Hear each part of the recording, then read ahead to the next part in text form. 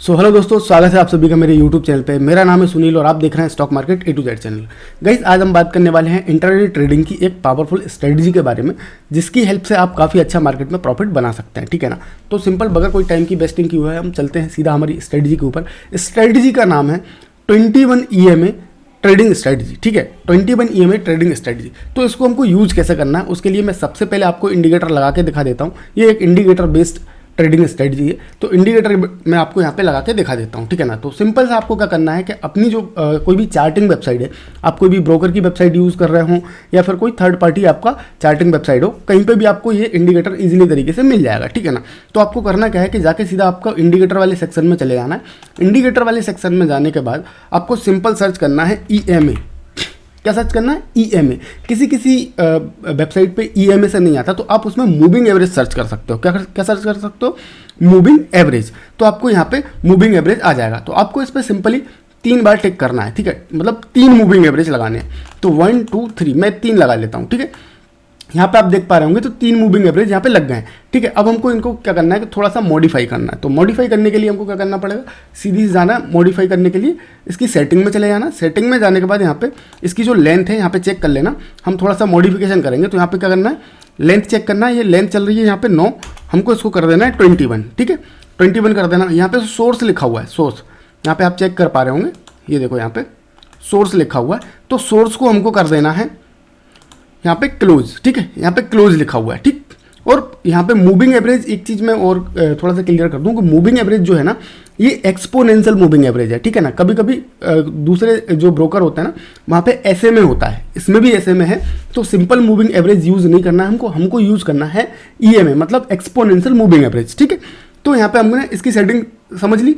इसकी सेटिंग करने के लिए हमको इसको ओके कर देना। ये हो गया। हम अब सेकंड वाले पे चले जाना। सेकंड वाले पे अगेन इसकी लेंथ जो थी 9 है, तो हमको 21 कर देनी है। सोर्स में यहाँ पे आप थोड़ा सा ध्यान रखो। सोर्स में क्या करना है कि पहले क्लोज था, अभी हमको हाई कर देना है। ठीक है, अभी हमको क्या कर देना? हाई कर देना है। देन नेक्स्ट पे चले जाना है। नेक्स्ट पे जाने के बाद अगेन हमको लेंथ कर देनी है 21 और जो सोर्स है उसको कर देना है लो। ठीक है, तो इस तरीके से अगर मैं बात करूं तो ये हमारे 21 मूविंग एवरेज की सेटिंग हो गई। क्या आप जब चार्ट पे देखेंगे ना, तो यहाँ पे कुछ इस तरीके से बैंड बन जाएगा। ये आपको दिख रहा है बैंड, है ना। तो ये आपको काफ़ी अच्छी तरीके से हेल्प करेगा मार्केट में ट्रेडिंग करने के लिए। आपने जनरली क्या देखा होगा कि ट्रेडिंग व्यू पे या फिर कहीं पे भी आप जाओगे तो आप क्या करोगे? एक सिंगल EMA लगा दोगे, जिसको आप EMA बोलते हो। पर बात क्या हो जाती है कि उस जगह पे क्या होता है कि आप जैसे ही आप ट्रेड करने जाते हो तो एक सिंगल लाइन लगी होती है ना, ऐसी एक सिंगल लाइन बनी होती है। अब क्या होता है कि मार्केट ऐसे ऊपर ऊपर चल रहा होता है और जाने के बाद एक कैंडल यहाँ पे क्लोज कर देगा, आपको लगेगा ये ब्रेकआउट हो गया, पर ये ब्रेकआउट नहीं होता है। ठीक है ना, वहाँ पे एक फेक ब्रेकआउट हो जाता है।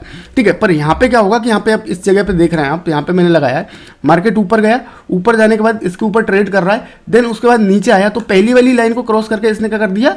ब्रेकआउट दे दिया। पर नेक्स्ट हमारा जो लो वाला जो इंडिकेटर था ना, उसको ब्रेक नहीं किया है और इसने यहाँ से सपोर्ट लेने के बाद फिर अगेन क्या कर दिया? अपमूव दे दिया। तो ये आपको काफ़ी अच्छी तरीके से हेल्प करेगा मार्केट में। ठीक है ना। तो यहाँ पे आपको क्या करना है? हमेशा कभी भी देखना है कि मार्केट जब भी ओपन होता है इस टाइप से, जैसे अब इसी मार्केट की मैं बात कर लेता हूँ। मार्केट कहीं भी था, हमको कोई भी मतलब नहीं है।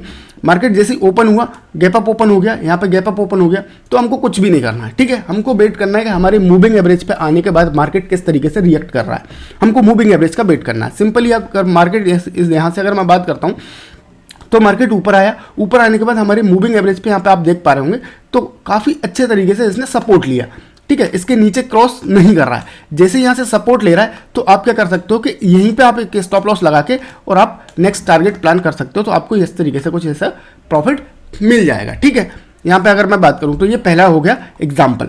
अब हम दूसरे तरीके के मार्केट की बात कर लेते हैं। ठीक है, हम नेक्स्ट वाले पे जाते हैं। यहाँ पे आप देखो, इस जगह पे आप मार्केट की बात कर रहे हैं तो मार्केट यहाँ पे क्या हुआ है? यहाँ पे क्या हुआ है कि मार्केट गैप अप अगेन हुआ है और मार्केट आ गया नीचे। नीचे आने के बाद आप देखो कि आपके मूविंग एवरेज के हिसाब से ही मार्केट उसी जोन में ट्रेड कर रहा है। तो यहाँ पे तो आप बिल्कुल ही समझ रहे हैं क्या हो रहा है कि मार्केट में कंसोलिडेशन हो रहा है। तो कंसोलिडेशन में हमको क्या करना है? ट्रेड ही नहीं करना है। ठीक है, मार्केट ने फिर क्या किया कि यहाँ पे आके एक ब्रेकआउट दे दिया नीचे की साइड में। यहाँ पे क्या दिया? नीचे की साइड में ब्रेकआउट दे दिया। तो आपको इस जगह पे अलर्ट हो जाना है और इस टाइप के ट्रेड बिल्कुल अवॉइड कर देना है। ठीक है ना, अलर्ट हो जाना है पर ट्रेड जो है ना अवॉइड कर देना इस टाइप के, क्योंकि देखो एक ही कैंडल में काफ़ी सारा मूवमेंट यहाँ पे कैप्चर कर लिया है और अगर आप दूसरी ट्रेड लेंगे तो फिर आप फंस सकते हैं, ठीक है ना। तो इस टाइप के मार्केट के लिए आपको बिल्कुल भी अवॉइड कर देना। फिर नेक्स्ट चले जाते हैं। नेक्स्ट आप इस तरीके से देखो, ठीक है, ऐसे दिन पे आपको प्रॉफिट काफ़ी अच्छा मिलेगा। यहाँ पे देखो, ऐसे दिन पे क्या करना है कि जैसे आप मार्केट यहाँ पे देख रहे हो कि मार्केट अगर यहाँ से आपने ऊपर से अगर सेल की पोजीशन बना के रखी है तो कोई दिक्कत ही नहीं है, ठीक है। अदरवाइज नहीं है ना, तो आप क्या कर सकते हो कि जब भी मार्केट इस मूविंग एवरेज के दूर चला जाता है, दूर चले जाने के बाद मार्केट यहाँ पे आएगा और फिर इसी मूविंग एवरेज का रेजिस्टेंस फेस करेगा और उसके बाद अगर क्रॉस ओवर देगा तो जो भी कैंडल थी, सपोज करते हैं जो भी कैंडल थी, जिस कैंडल ने यहाँ पे हमारे मूविंग एवरेज से रेजिस्टेंस लिया, जैसे इस वाली ग्रीन कैंडल ने यहाँ से क्या करा, रेजिस्टेंस लिया और देन ये अगली कैंडल इसके नीचे चली गई है, ठीक है ना। अगली कैंडल क्या होगी, इसके नीचे चली गई। तो आपको क्या करना है कि इसी वाली कैंडल का लो का ब्रेकआउट का हमको ट्रेड प्लान करना है नीचे की साइड में, और इसी कैंडल का हाई का हमको क्या लगाना है, स्टॉप लॉस लगाना है, ठीक है।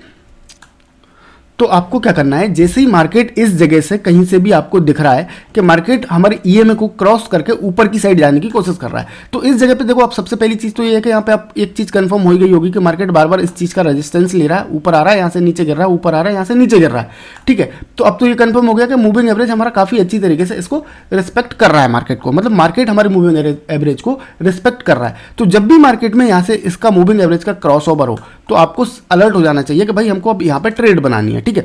अगर आपको लग रहा है कि यहाँ से आप मार्केट ऊपर जा सकता है तो आप एक दो कैंडल का वेट कर सकते हो, और जैसे ही यहाँ पे आपको लग जाए कि ये मूविंग एवरेज भी इस तरीके से 90 डिग्री एंगल में कर्व होकर और ऊपर की साइड जाने की कोशिश कर रहा है, तो आपको क्या करना है कि इसी जगह पे आपको एक ट्रेड इनिशिएट करना है यहाँ पे, ठीक है। यहाँ पे ऐसे ट्रेड इनिशिएट करना है और ये ब्रेकआउट कैंडल जो थी उसका स्टॉप लॉस लगाना है और 1:2 या 3 का आपका टारगेट यहाँ पे प्लान कर सकते हैं, ठीक है ना। हम नेक्स्ट देख लेते हैं इसी जैसा, ठीक है। यहाँ पे भी आप देख सकते हो कि मार्केट ओपन हुआ गैप अप, यहाँ से आप देख सकते हो मार्केट गैप अप ओपन हुआ, और अब यहाँ पे आपको पता तो चल ही गया होगा कि मार्केट क्या है, अप ट्रेंड में, क्योंकि मार्केट ऊपर है, तो ठीक है। तो जैसे ही हमारे मार्केट ने ऊपर से नीचे की साइड आया और नीचे आके हमारे 21 मूविंग एवरेज को क्या करा, इसने टच किया, मतलब यहाँ से आपका एक्स का सपोर्ट लिया और इसके बाद फिर सीधा ऊपर चला गया। तो अब इस जगह पे भी आप कहीं पे भी एक ट्रेड प्लान कर सकते थे, ठीक है ना।